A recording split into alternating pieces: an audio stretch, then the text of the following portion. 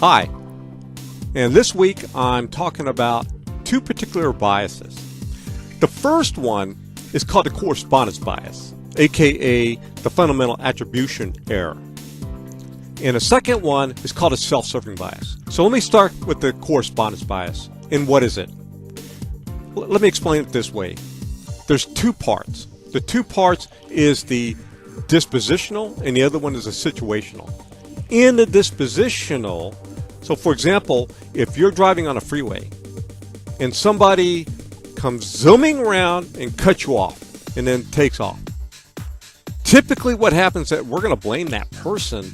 Is this person a freaking idiot cutting me off?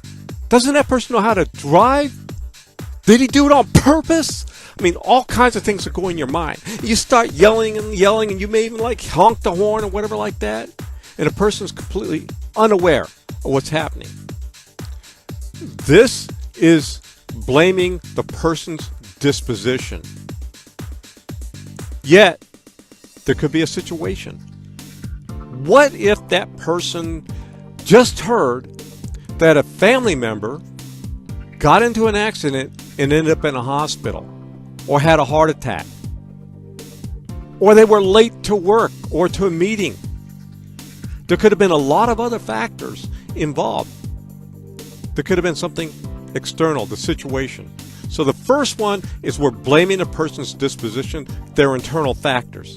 The second one is the external factors that may have been the reality for the person on why that happened. The second bias is a self-serving bias. In a self-serving bias, and this is actually related to a person's self-worth or self-esteem. So in this situation, a person may have done something amazing at the work or at school. And in that situation, they make success. Even though there was other people involved, there may have been something successful that happened.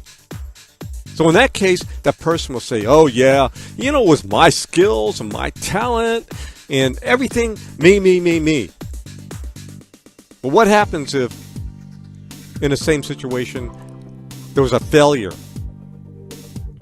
Well, with the self-serving bias, that same person is now placing blame outside and not accepting responsibility. We accepted everything for himself. He's now going out there and saying, well, so-and-so totally messed it all up. Or something happened. My car broke down or this or that.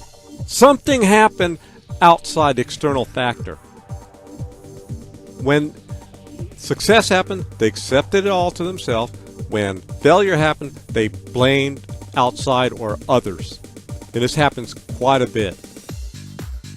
I said self-esteem with these people or self-worth. So what they're doing is trying to go down the comfort line.